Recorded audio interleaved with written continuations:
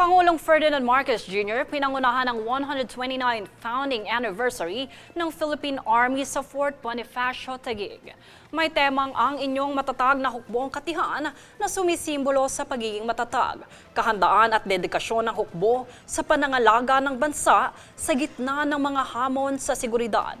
Sa naging talumpati ng Pangulo, sinabi niyang mataas ang kanyang respeto sa kanilang naghahandog ng kanilang buhay para sa serbisyo sa ating bayan.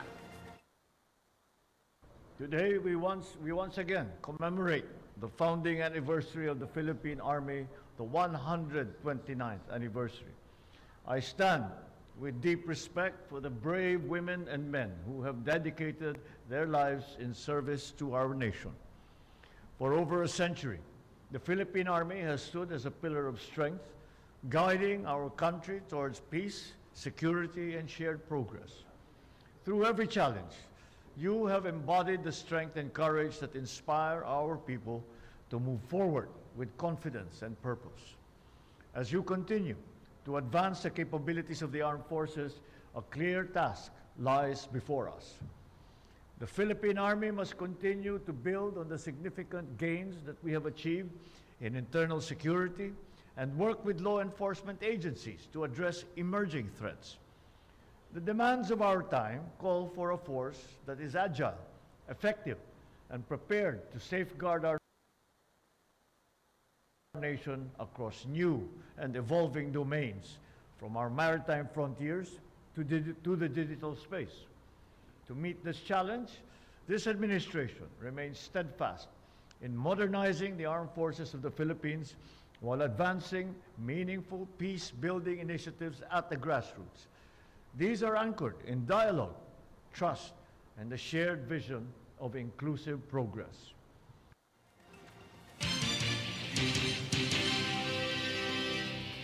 Kamakailang namang bineltahan ng ilang mambabatas ang sagot ni Vice President Sara Duterte sa mga impeachment complaint laban sa kanya. Tunghayan ang ulat mula rito.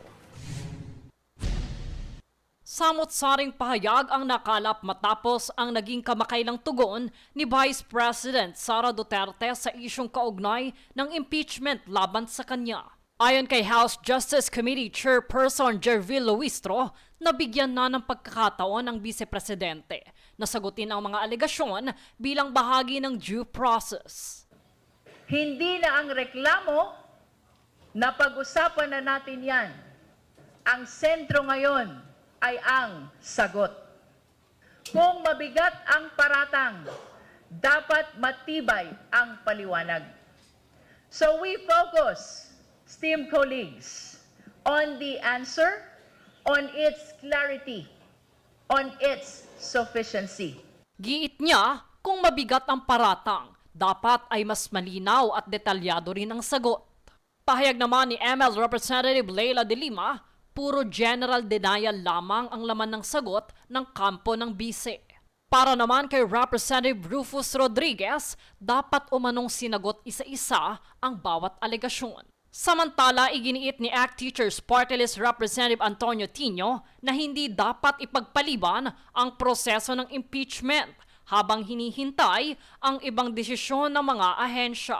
Ano ba talaga ang nangyari? Pero hanggang ngayon, di pa rin natin nakikita ito. Pangalawang pinahihiwatig sa sagot ni Vice President, kaya may ad cautelam, ibig sabihin nun, tatakbo na naman siya sa Korte Suprema, no? Para magtago sa likod ng Korte Suprema at takasan muli ang pananagutan. Binigyan din ni Gabriela Women's Party List Representative Sara Elago na sapat ang batayan upang ituloy ang investigasyon. Kaugnay nito, sinabi pa ni Kabataan Party List Representative Rene Co na ang mga alegasyon kabilang ang umano'y banta laban sa Pangulo ay sapat upang ipagpatuloy ang proseso. Sa atin wala pong puwang sa public service ang hindi po sinasabi ng maayos kung paano ginasta ang pondo ng kanyang opisina, ang pondo ng edukasyon, no, yung nangongontrata na magpatay ng kahit sino, no, At nariyan din yung iba't ibang mga aligasyon pa sa kanya, bribery, graft, and corruption. Wala pong posisyon yun sa public service. Bukod dito, hindi din daw pinagkakaitan ang bise na dumaan sa wastong proseso upang depensahan ang mga paratang sa kanya, ayon pa kay Bicol SAR Representative Terry Ridon. That is something that is better addressed to her. No? And alam po, malaya naman po yung pangalawang Pangulo to undertake all the mechanisms for defense, no? In this impeachment proceedings. If she wants to go to the Supreme Court, she's free to do so. If she wants to confront the matter squarely at the level of the House Committee on Justice or at the level of the Senate, if we reach to that, that is her right and that is her prerogative. Sa kasalukuyan, wala pang pahayag ang bise ukol sa kamakailang pagdinig ng isyu ng impeachment na inihain laban sa kanya. Jade Buhoy, nag-uulat para sa Golden Nation Network. Samantala, nananawagan ng Kabataan Party List sa pamahalaan na sabayan ng wage hike at dagdag na ayuda ang mga isinusulong na hakbang sa sektor ng transportasyon. Giit ni Representative Rene Co, hindi sapat ang pagtutol sa fare hike kung hindi rin tataasan ang kita ng mga tsuper. Iminumungkahi rin ng grupo ang pagtanggal ng VAT at iba pang buwis sa langis upang mabawasan ang pasanin ng publiko. Isinusulong naman sa Kongreso ang Universal Social Pension upang mabigyan ng tulong pinansyal ang lahat ng senior citizens sa bansa. Para sa detalye, tunghayan ng impormasyon dito. Sinasabi ko naman sa mga presidente, no, ng organization, kasi lahat naman ng barangay ay may presidente ng mga senior citizens organizations, na tulungan na lang nila yung aming mga kapatid na lalong-lalo na po yung bedridden na nag-iisa sa buhay.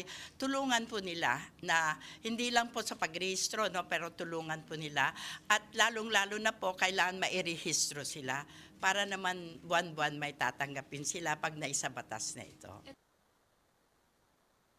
Kamakailang isinusulong ang panukalang layong magbigay ng buwanang pensyon sa lahat ng Pilipinong edad 60 pataas. Kahit may natatanggap na mula sa SSS o GSIS, ay kanila ring nais makatanggap ang lahat ng nabibilang dito.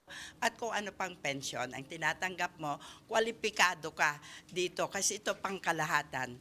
Walang lista-lista. Kasalukuyan, tanging mga indigent o maralita na senior citizens lamang ang sakop ng Social Pension Program. At sa ilalim naman ng panukala na House Bill No. 182, target na maibigay ang hindi bababa sa 500 hanggang 1,000 piso kada buwan para sa lahat ng nakakatanda.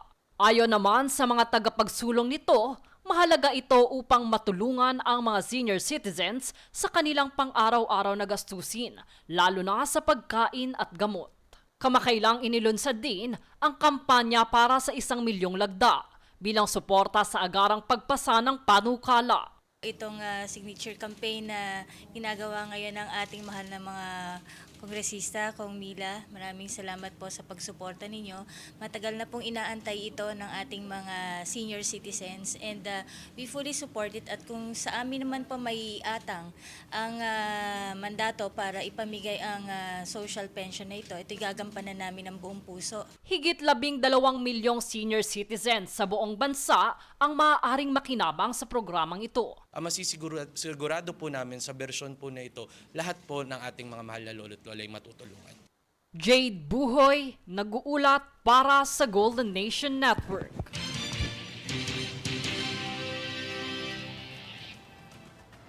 Manatiling nakatutok para sa higit pang mga balita sa pagbabalik ng News Force.